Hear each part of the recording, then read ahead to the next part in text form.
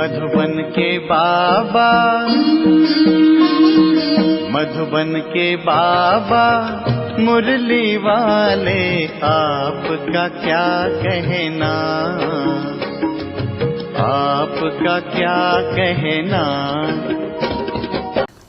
ओम शांति। आज 2 जुलाई 2026 के साकार मधुर महावाक्य हैं। आज मीठे मीठे बाप दादा बोले, मीठे बच्चे, तुम विकारों का दान दे दो तो राहु का ग्रहण उतर जाएगा। दे दान तो छूटे ग्रहण। बाबा ने कहा, मीठे बच्चे, तुम विकारों का दान दे दो तो राहु का ग्रहण उतर जाएगा। दे दान तो छूटे ग्रहण। बाबा आज प्रश्न पूछ रहे हैं कि वृक्षपति बाप अपने भारतवासी बच्चों पर बृहस्पति की दशा बिठाने के लिए कौन सी स्मृति दिलाते हैं। तो उत्तर में बाबा ने कहा, हे भारतवासी बच्चों, तुम्हारा आदि सनातन देवी देवता धर्म अति श्रेष्ठ था। तुम सर्वगुण संपन्न 16 कला संपूर्ण थे। तुम मुझ सागर के बच्चे काम चिता पर बैठ काले हो गए हो। ग्रहण लग गया है। अब मैं तुम्हें फिर से गोरा बनाने आया हूँ। यह स्मृति आने से बृहस्पति की दशा बैठ जाती है। मुरली का गीत है ओम नमः शिवाय, ओम शांति। ये किसकी महिमा सुनी? बेहद के बाप की। ऊंच ते ऊंच बाप परमपिता परमात्मा ही है। लौकिक बाप के लिए तो सब नहीं कहेंगे।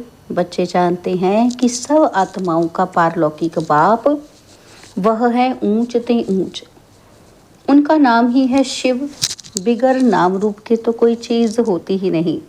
इस समय सबको राहु का ग्रहण लगा हुआ है, इसलिए इसको आयरन एज वर्ल्ड कहा जाता है। दशाएं भी होती हैं, बृहस्पति की दशा, शुक्र की दशा। अब तुम्हारे ऊपर है बृहस्पति की दशा, जिसकी महिमा सुनी। ऊंच ते ऊंच भगवान शिव बाबा, उनका असल नाम है शिव। बाकी किस्म किस्म के अनेक नाम रख दिए हैं, असल नाम है शिव बाबा। बाप समझाते हैं कि मैं बीज रूप चैतन्य हूँ। सत्यचित कहते हैं और फिर कहते हैं वो सुख का सागर है, आनंद शांति का सागर है। महिमा सारी उस एक की ही है। भारतवासी महिमा गाते हैं परंतु समझते कुछ भी नहीं। एकदम पत्थर बुद्धि हो गए हैं। पत्थर बुद्धि किसने बनाया? रावण ने। सतयुग में भारतवासी पत्थर पारस बुद्धि थे और आज से 5000 वर्ष पहले यह भारत पारसपुरी था, जिसमें देवी देवता रहते थे। भारत ही अविनाशी खंड गाया हुआ है। भारत में ही पारस बुद्धि देवता थे।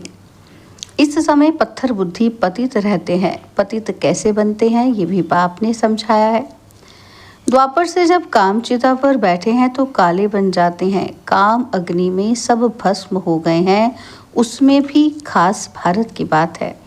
भारत में पारस बुद्धि देवताओं का राज्य था। उनको विष्णुपुरी राम राज्य भी कहा जाता था। यह बाप आकर बताते हैं, मीठे मीठे लाडले बच्चों, जब तुम सतयुग में थे, सर्वगुण संपन्न थे। ये तुम्हारी महिमा है। वहाँ विकार होते ही नहीं। द्वापर से रावण 5 विकारों का राज्य शुरू हुआ है, तो राम राज्य बदलकर रावण राज्य होता है। अभी ग्रहण लगा हुआ है, बिल्कुल ही भारत काला हो गया है।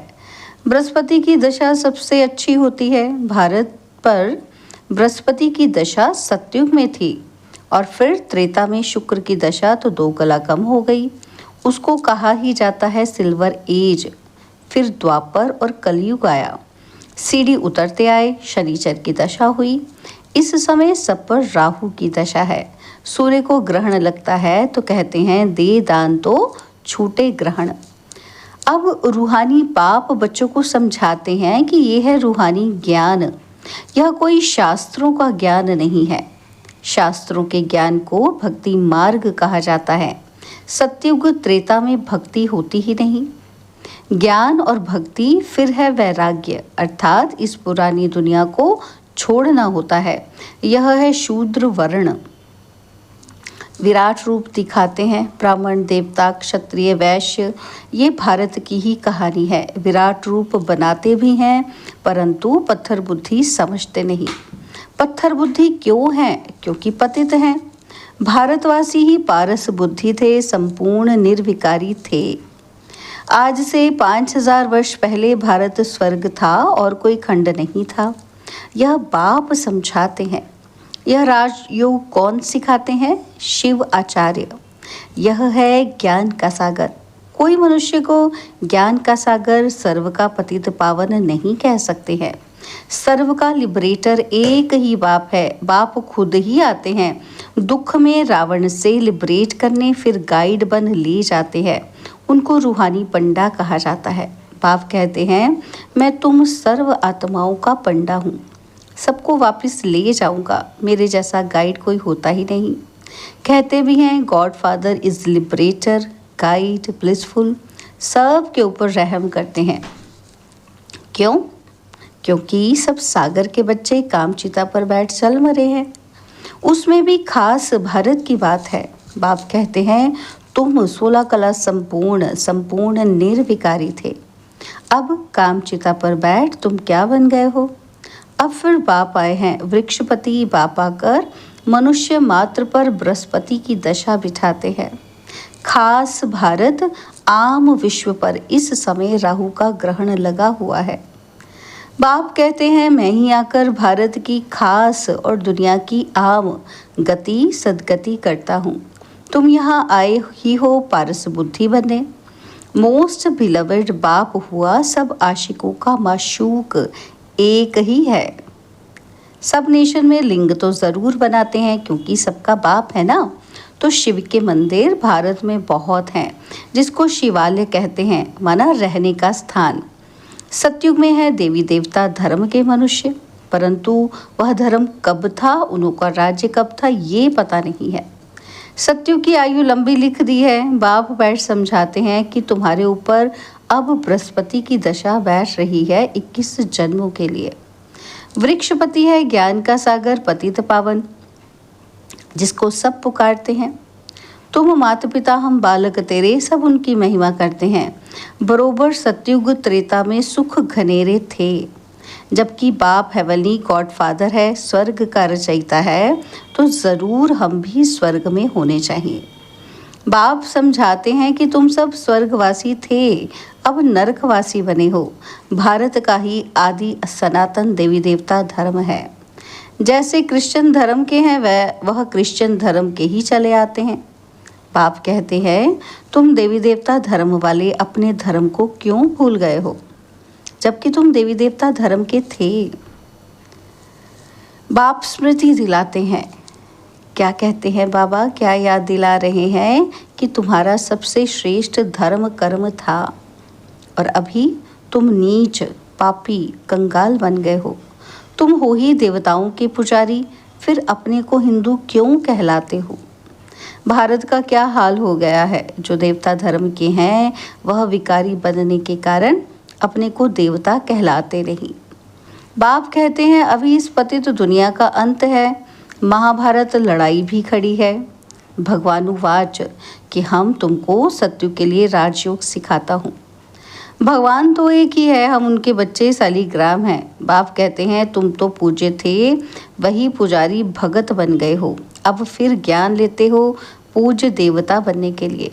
फिर द्वापर से पूज्य सो पुजारी बन जाएंगे। तुम पूरे 84 जन्म लेते हो। जिन्होंने 84 जन्म लिए हैं वही आकर ब्रह्मा कुमार कुमारी बनेंगे। ब्रह्मा द्वारा आदि सनातन धर्म की स्थापना यह भी गाया हुआ है। प्रजापिता है तो बहुत बच्चे भी होंगे, वह तो ज़रूर यहाँ ही चाहिए। कितनी ढेर प्रजा है, इन ब्राह्मणों को ही फिर देवता बनना है। बाप आकर शूद्र से बदल ब्राह्मण धर्म की स्थापना करते हैं।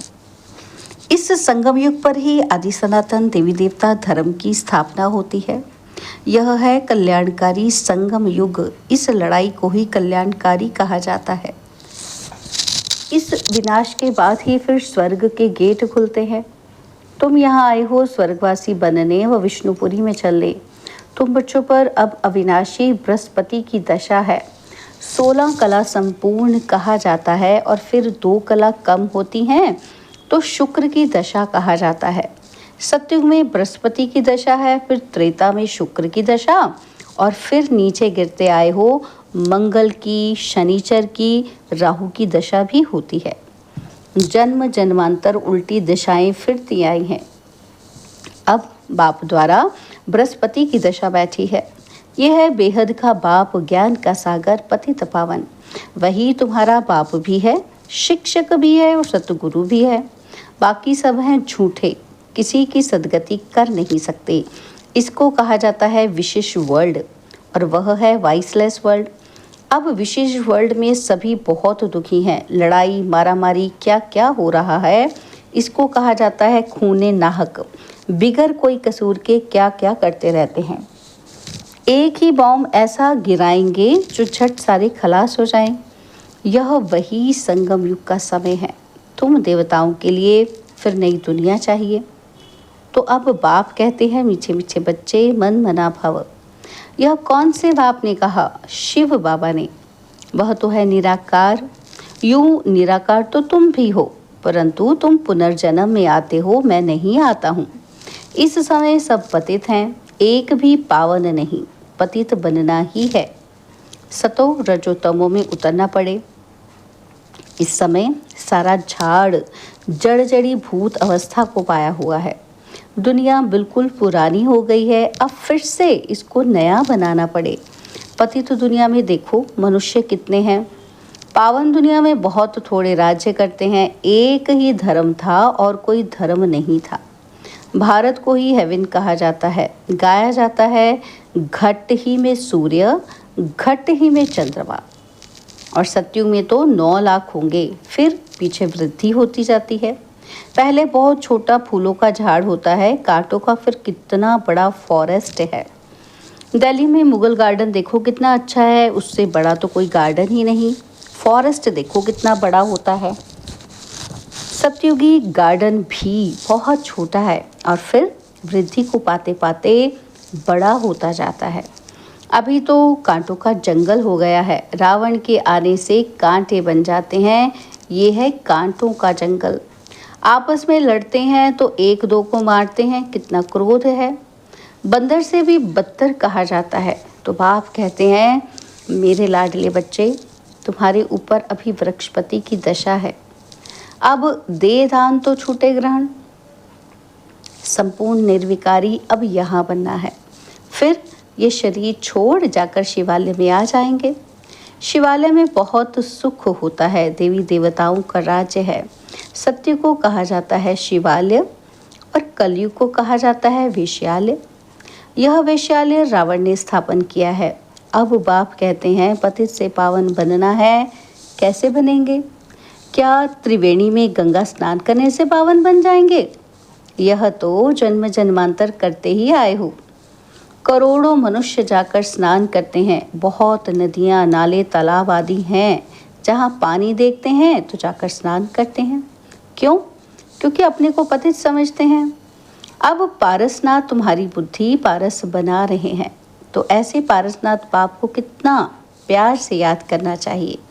अच्छा, मीठे मीठे सिखिलदे बच्चों प्रति माता पिता बाप दादा का याद, प्यार और गुड मॉर्निंग। रूहानी बाप की रूहानी बच्चों को नमस्ते। हम रूहानी बच्चों की रूहानी बाप दादाजी को दिलवा चांद सिकवा प्रेम से नमस्ते। ओम शांति। प्यारे बाबा, मीठे बाबा, मेरे बाबा, शुक्रिया बाबा, शुक्रिया बाबा, शुक्रिया। धारणा के लिए मुख्य सार है। पहला पॉइंट है, इस कांटों की दुनिया से फूलों के बगीचे में जाने के लिए जो भी कांटे हैं उन्हें निकाल देना है। पारस बनाने वाले बाप को बड़े प्यार से याद करना है। और सेकंड पॉइंट, इस कल्याणकारी संगम युग पर शूद्र से ब्राह्मण सो देवता बनने का पुरुषार्थ करना है। राहु के ग्रहण को उतारने के लिए विकारों का दान देना है। बाबा ने आज हमें वरदान दिया है, संगम युग पर हर कर्म कला के रूप में करने वाले 16 कला संपन्न भव। संगम युग विशेष कर्म रूपी कला दिखाने का युग है। जिनका हर कर्म कला के रूप में होता है, उनके हर कर्म का व गुणों का गायन होता है। 16 कला संपन्न अर्थात हर चलन संपूर्ण कला के रूप में दिखाई दे, यही संपूर्ण स्टेज की निशानी है। जैसे साकार के बोलने चलने सभी में विशेषता दिखी, तो यह कला हुई। उठने बैठने की कला, देखने की कला, चलने की कला थी। सभी में न्यारापन और विशेषता थी। तो ऐसे फॉलो फादर कर 16 कला संपन्न बनो। स्लोगन है, पावरफुल वो है जो फौरन परख कर फैसला कर दे। पावरफुल वह है जो फौरन परख कर फैसला कर दे। बाबा के व्यक्त इशारे हैं, ज्वाला स्वरूप स्थिति में रह शक्तिशाली याद का अनुभव करो। बाबा कहते हैं, आप बच्चों का योग जब ज्वाला स्वरूप शक्तिशाली होगा तब पवित्रता की अग्नि सेकंड में विश्व के किचड़े को भस्म कर सकेगी। पवित्रता की ये शक्ति महान शक्ति है। अंत में जब आप संपूर्ण पवित्र हो जाएंगे तब आपके श्रेष्ठ संकल्प के लगन की अग्नि से ये सब किचड़ा भस्म हो जाएगा। अच्छा, ओम शांति।